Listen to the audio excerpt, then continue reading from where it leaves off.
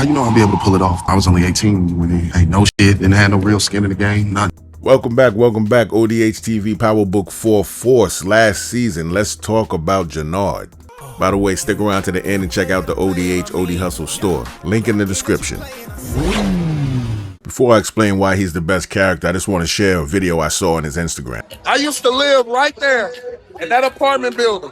I got evicted. I had nowhere to go. Before I moved to Chicago, before I moved to LA, I was in Chicago.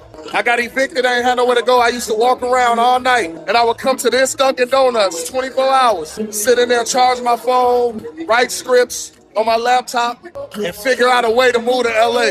And I used to sit in this Dunkin' Donuts just so I wouldn't feel homeless. I would go in there because I always told myself, if I don't sleep outside, then I'm not homeless. Just can't fall asleep outside. So I would go in there and just work my ass off all night, 4 in the morning. Order a cup of coffee, stay in there to 7 in the morning till the sun came up. Now I'm on HBO for 3 years. Don't tell me this shit can't happen.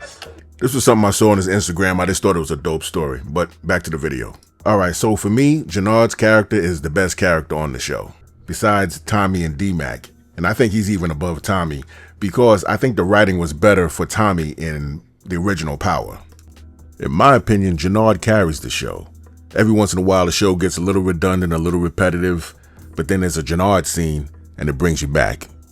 But his character has gone through some real changes. Ever since we first met Jenard when he went to pick up his brother Diamond after doing 15 years in jail. But before he went in, he handed over the whole CBI business to his little brother Jinard. That nigga Diamond handed me the key when I ain't really know shit about the game. But I learned, right? I evolved. Jenard was very capable, very smart.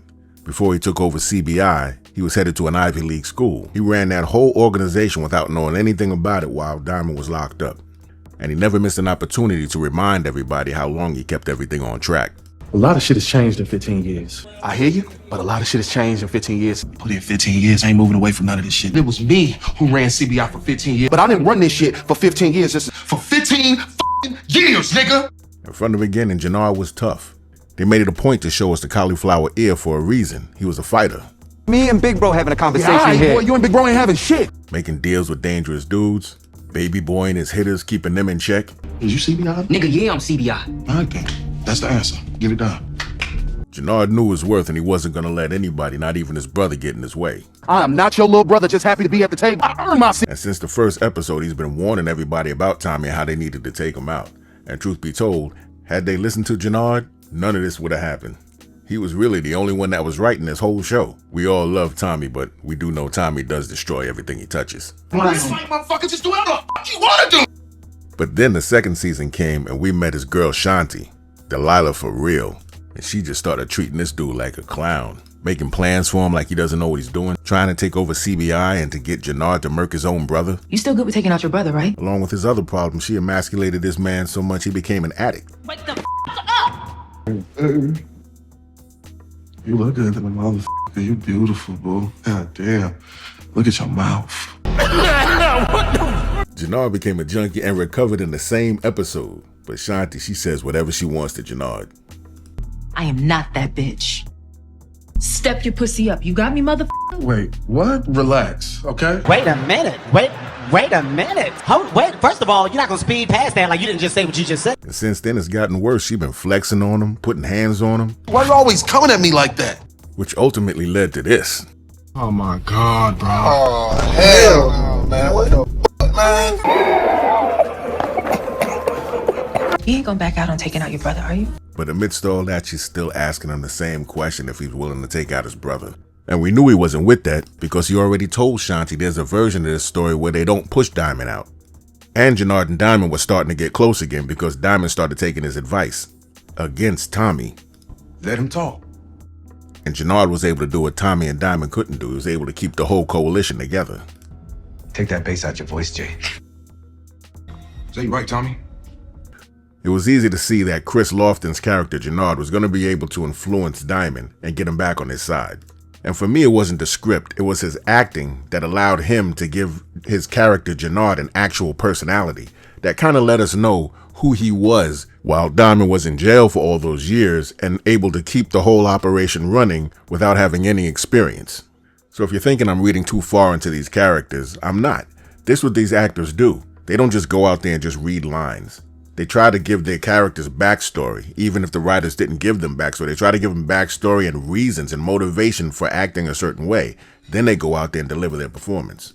And you can tell by the way he portrayed his character that he most likely decided to try to figure out what it would have been like to be on your way to college, but now have to lead a bunch of wild street dudes through the streets of Chicago. And without any OGs to teach him the codes of the street, like never smiling, don't talk too much, never look scared, he used his personality to form his own brand of leadership. Just like when they gave us clues to his backstory when he went to go see Mirkovich and the Serbs. Jinard, the great mediator. Showing they were already familiar with Jenard's negotiating skills. Showing us he knows how to move around certain people with his subtle facial cues and body language that translates well through the camera. Even like when he went to go see Walter Flynn. It would serve you well to show some respect in this house. But he's already way ahead of him. You could tell by the way he was acting before Walter Flynn came out, as opposed to when he started talking to him. And it looked as though to us that he was actually scared of Walter Flynn, but we know Jenard's character is not scared of anybody. It looks to me like someone who's fucking scared shitless. And he was able to show that side to us, making us think that he was actually scared of this guy, but he was actually calculated. Jenard is a multi-layered character, and he was able to show us all these layers throughout the seasons. I think he was the most complex character in this whole series. Further showing us that he had to come up with his own brand of leadership, even when he went to go see Manny Fresh. He wasn't relying on any boss codes. He was willing to humble himself because all he cared about was results. What you want, Manny? You want to hear me say this shit or something? I apologize. Or when he volunteered himself to go talk to King Kilo. What if I go talk to Kilo, right? I go talk to him and I tell him that we'll deliver D-Mac to him, nigga, dead or alive. Able to show us different aspects of his character depending on who he was interacting with. This dude cracks me up. Look at the way his mouth moves like an anime character. Look at your mouth. In reality, he wasn't scared of Kilo. You ain't say shit about getting your ass whooped, nigga. Look at his face. That was it for him. He took out King Kilo and gave JoJo 6. Watch your mouth. You shouldn't have been talking shit. It's like I said before, his character wasn't scared of anybody, setting up meetings with the biggest kingpins in Chicago, showing up unarmed by himself. I just think he was a very multifaceted character. Being able to switch to comedy, even with this part here, non-verbally made it funny. Is you? Damn, bro. For now, nigga, I mean, shit. Nigga, don't judge me. He showed us a wide range of characters he played on this show, from a dope fiend to a gang leader to just a man in love.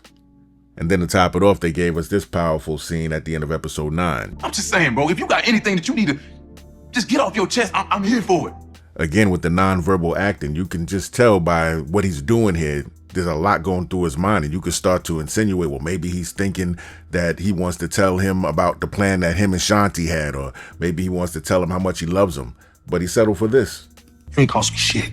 This is where I want to be, bro. This is where I belong. With CBI, nigga, with you. And the rest of this scene really showed that he had range.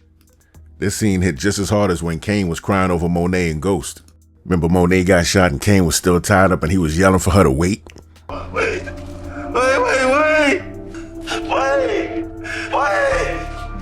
No, nigga, no. No, look, okay? What the fuck is you niggas doing? Go get some help. If you know this channel, you know that sometimes I like to put a spotlight on good actors and good acting.